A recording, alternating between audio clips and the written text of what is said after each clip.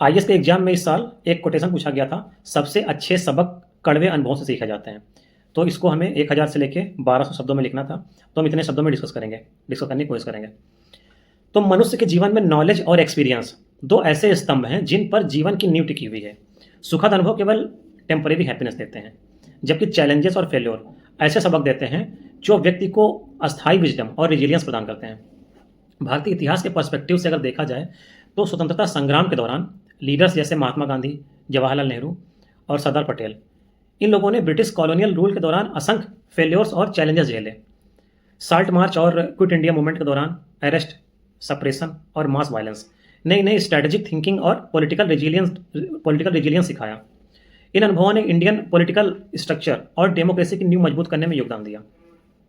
World history के perspective में second world war और कोल्ड वार के दौरान नेशंस ने डिवास्टेटिंग लॉसेस और इकोनॉमिक क्राइसिस का सामना किया। ट्रीटी ऑफ वर्साइल्स हो या ग्रेट डिप्रेशन हो, इन सब ने यूरोप को रिस्ट्रक्चरिंग और इंटरनेशनल कोऑपरेशन की सीख दी। यूनाइटेड नेशंस के फॉर्मेशन और मार्शल प्लान ने कंट्रीज को मल्टीलेटरल डिप्लोमेसी और इकोनॉमिक रिकवरी की प्रैक्टिकल अंडरस्टैंडिंग दी। इकोनॉमी के दृष्टिकोण से past Indian economy primarily agrarian थी और कॉलोनियल एक्सप्लॉयटेशन पर आधारित थी। 1947 के बाद इंडस्ट्रियलाइजेशन, 5 ईयर प्लान्स और ग्रीन रेवोल्यूशन ने कंट्रीज को सेल्फ रिलायंस और फूड सिक्योरिटी की सीख दी। मॉडर्न इंडियन इकोनॉमी ग्लोबलाइजेशन और डिजिटल इकोनॉमी पर केंद्रित है। वर्ल्ड बैंक और आईएमएफ के डाटा के अनुसार 1991 के इकोनॉमिक रिफॉर्म ने इंडिया की जीडीपी ग्रोथ को 5% से बढ़ाकर 7 से 8% तक पहुंचाया। यह ट्रांसफॉर्मेशन दिखाता है कि पास्ट फेल्योर्स और चैलेंजेस ही सस्टेनेबल इकोनॉमिक पॉलिसीज का आधार बनते हैं। ग्लोबल इकोनॉमिक पर्सपेक्टिव में 2008 की ग्लोबल फाइनेंशियल क्राइसिस और यूरोजोन डेट क्राइसिस ने डेवलप्ड और डेवलपिंग कंट्रीज को रिस्क मैनेजमेंट और फिजिकल प्रूडेंस की सीख दी। आईएमएफ और वर्ल्ड बैंक की स्टडीज में यह देखा गया है कि कंट्रीज जिनके पास प्री क्राइसिस रेगुलेटरी फेलियर्स थे, उन्होंने पोस्ट क्राइसिस रिफॉर्म से रिजिलियंट फाइनेंशियल सिस्टम विकसित किया।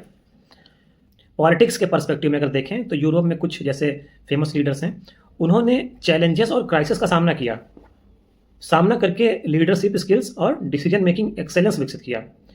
रिफ्यूजी क्राइसिस और पैंडेमिक रिस्पॉन्सेस ने उन्हें इम्पैथी और क्राइसिस मैनेजमेंट की प्रैक्टिकल लेसन दी। तो इस तरह से यूरोप के या अन्य किसी देश के लीडर, इस तरह से उन्होंने पहले पास्ट से सीखा और उससे फिर जो जो उसमें सुधार करना था उनको सुधार करके इम्प्लीमेंट किया।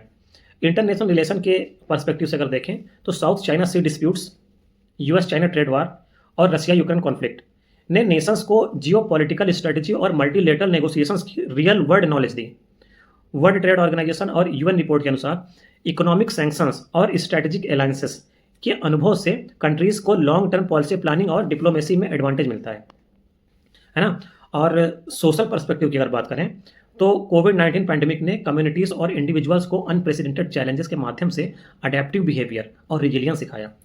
डब्ल्यूएचओ के आंकड़ों के अनुसार वर्ल्ड जो हेल्थ केयर वर्कर्स और टीचर्स में मेंटल हेल्थ कोपिंग स्किल और क्राइसिस मैनेजमेंट कैपेबिलिटी सिग्निफिकेंटली रूप से बढ़ी हैं। साइंस और टेक्नोलॉजी के पर्सपेक्टिव में मॉडर्न इनोवेशन जैसे space x, reusable rockets, renewable energy solutions और एआई ड्रिवन हेल्थ डायग्नोस्टिक्स में कई फेल्योर्स हैं।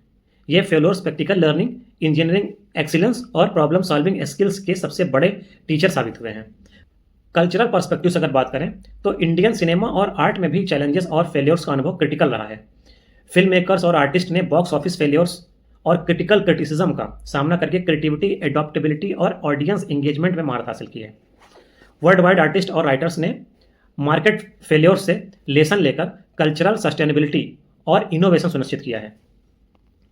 ज्योग्राफी और इन्वायरमेंट के पर्सपेक्टिव से अगर बात करें तो नेचुरल डिजास्टर्स जैसे 2019 में साइक्लोन इडाई और 2011 में जापान अर्थक्वेक ने नेशंस को डिजास्टर प्रिपेयर्डनेस, इंफ्रास्ट्रक्चर रिजिलियंस और क्लाइमेट अडेप्टेशन की प्रैक्टिकल लेसन्स दी। यूएन और वर्ल्ड बैंक की इंटरवेंशंस ने कंट्रीज को पोस्ट डिजास्टर रिकवरी में अनुभव प्रदान किया है। पर्सनल डेवलपमेंट के पर्सपेक्टिव से अगर बात करें, एंटरप्रेन्योर्स जैसे इलॉन मस्क और जेफ बेजोस ने मल्टीपल फेलियर्स के बाद बिजनेस लीडरशिप, रिस्क टेकिंग और स्ट्रैटेजिक विजन डेवलप किया है। हिस्टोरिकल पर्सपेक्टिव में हिस्टोरिकल रिफॉर्मर्स जैसे बी आर अम्बेडकर ने सोशल डिस्क्रिमिनेशन और एडवर्सिटीज़ का सामना करके लीगल रिफॉर्म्स और सोशल जस्टिस के लिए लेसन हासिल किए। हिस्ट्री और इकोनॉमी के कंबाइंड पर्सपेक्टिव में अगर हम समझें तो इंडस्ट्रियल रिवोल्यूशन के दौरान यूरोपियन नेशंस ने लेबर एक्सप्लॉयटेशन और रिसोर्स स्केर्सिटी का सामना किया। इन कठिनाइयों ने ट्रेड यूनियन, सोशल रिफॉर्म और टेक्नोलॉजिकल इनोवेशन को जन्म दिया। इसी तरह मॉडर्न इंडिया में डिजिटल इकोनॉमी और स्टार्टअप इकोनॉमी के फेल्योर्स ने बिजनेस एथिक्स, कंप्लायंस और मार्केट स्ट्रेटजी की प्रैक्टिकल अंडरस्टैंडिंग दी। इंटरनेशनल ट्रेड और इकोनॉमी के पर्सपेक्टिव में यूएस चाइना ट्रेड टेंशन और डब्ल्यूटीओ डिस्प्यूट्स ने कंट्रीज को ट्रेड नेगोशिएशन, टैरिफ मैनेजमेंट और सप्लाई चेन रेजिलियंस के प्रैक्टिकल लेसन्स दिए। आईएमएफ और वर्ल्ड बैंक के आंकड़े दिखाते हैं कि इकोनॉमिक्स शॉक्स से कंट्रीज को पॉलिसी फ्लेक्सिबिलिटी और रिस्क असेसमेंट का अनुभव मिलता है। सोशल और कल्चरल रेजिलियंस के पर्सपेक्टिव में अगर बात करें तो अर्बन प्लानिंग और पब्लिक हेल्थ चैलेंजेस ने सिटीज़ को सस्टेनेबल इंफ्रास्ट्रक्चर और कम्युनिटी इंगेजमेंट में प्रैक्टिकल स्किल्स दी हैं।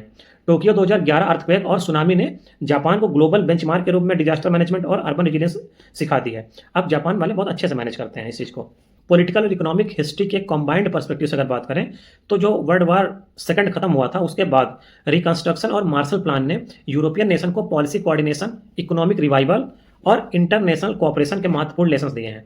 डेवलपिंग नेशंस ने इन एक्सपीरियंसेस से इंडस्ट्रियलाइजेशन और इंफ्रास्ट्रक्चर डेवलपमेंट में सफलता पाई है। टेक्नोलॉजी और एजुकेशन के पर्सपेक्टिव में failed startups, cyber security incidents और पैंडेमिक इंड्यूस्ड रिमोट लर्निंग ने स्टूडेंट्स और प्रोफेशनल्स को डेटा लिटरेसी, डिजिटल स्किल और प्रॉब्लम सॉल्विंग कैपेबिलिटी सिखाई है। हार्वर्ड और एमआईटी के स्टडीज़ में दिखाया गया कि रियल लाइफ चैलेंजेस एक्सपोजर से स्टूडेंट्स में लीडरशिप और इनोवेशन की कैपेबिलिटी बढ़ती है, उनके अंदर कैपेसिटी आती है। लास्ट में यही बोल सकते हैं कि व्यक्तिगत यानी कि इंडिविजुअल, सामाजिक, आर्थिक, पॉलिटिकल, इन्वायरमेंटल, टेक्नोलॉजिकल और कल्चरल सभी दृष्टियों से ये सिद्ध होता है कि कड़वे अनुभव सबसे वैल्यूएबल टीचर हैं। जीवन में सुख सुविधा केवल टेम्परेरी होती है, लेकिन डिफिकल्टीज और फेल्योर इंसान और समाज को अस्थायी विजडम, रिजिलियंस और लीडरशिप प्रदान करते हैं। इसलिए कहा जा सकता है कि सबसे अच्छे जो हमारे टीचर होते हैं वो अनुभव होते हैं, एक्सपीरियंसेस होते हैं, जो हमें कड़वे एक्सपीरियंसेस से चीज़ें सीखने को मिलती हैं, वो सबसे अच्छे टीचर होते हैं। चैलेंजेस और फेल्योर्स को केवल ऑब्स्टेकल न मानकर उन्हें अपॉर्चुनिटी और ग्रोथ का माध्यम समझना चाहिए। यही पर्सपेक्टिव हमें व्यक्तिगत और सोसाइटल प्रोग्रेस की दिशा में अग्रसर करता है। Thank you.